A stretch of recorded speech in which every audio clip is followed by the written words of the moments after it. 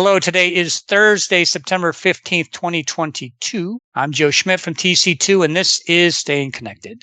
Today, we're revisiting a topic covered a few months ago, and that is wireline services formerly provided by Sprint, which is now owned by T-Mobile. Why? Because last week, T-Mobile announced they are selling the wireline data services to Cogent for a whopping price of, wait for it, $1.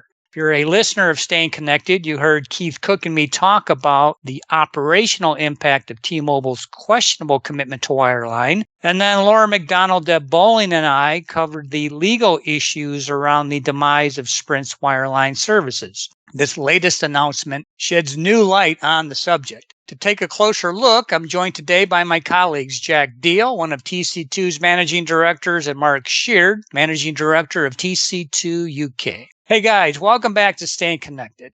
So Mark, what do you make of this bargain basement sale? Hi Joe, and thanks for having us again today. Well, with respect to the topic in hand, we know from what T-Mobile communicated to customers earlier this year that wireline services are not part of their long-term strategic portfolio. But up until now, the message has been sunsetting or retiring the services at some future date, most often stated as 3 years out. But T-Mobile has apparently shifted that now and wishes to be free completely of the legacy Sprint services much sooner rather than later. And unloading these assets via this sale certainly accomplishes that.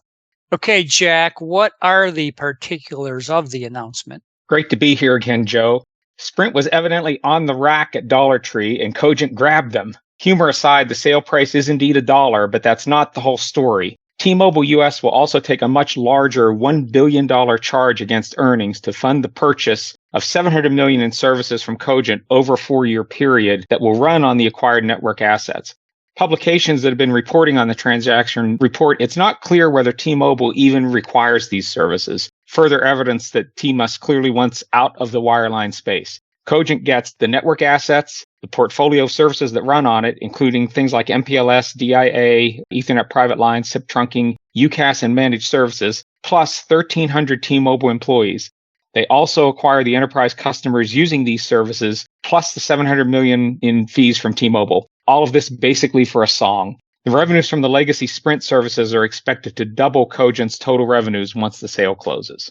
That sounds like a sweet deal for Cogent, but is it a good deal for Sprint wireline customers?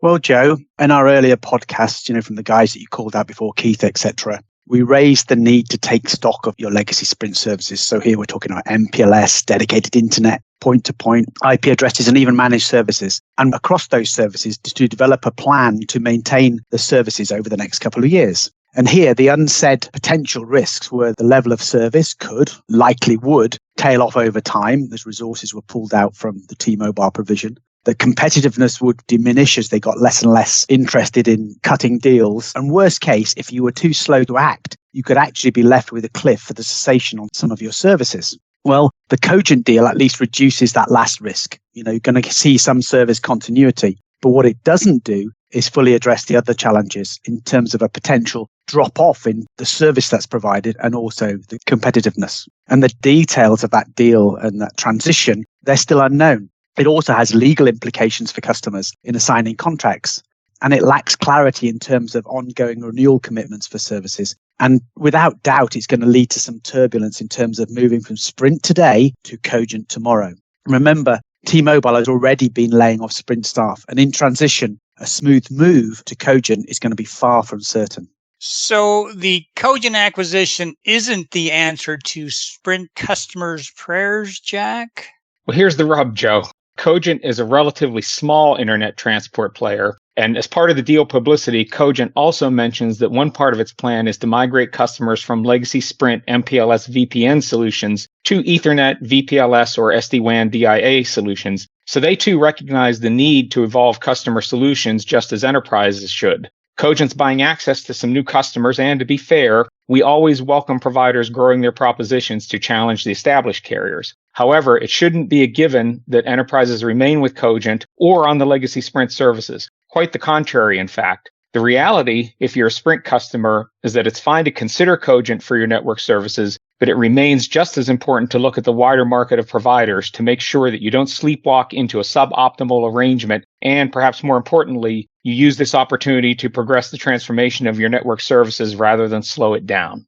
Okay, thank you, Jack and Mark, for the update. If you're a customer of Sprint, T-Mobile, Cogent, well, come on, you need to be vigilant. This acquisition of customers by acquisition of companies has been tried before. Just look at GTT, and it doesn't always work out as planned. If you'd like some help taking a closer look at how this transaction impacts you, or you have other ICT needs, feel free to contact Mark, Jack, me, or any of our LB3 and TC2 colleagues by giving us a call or sending us an email.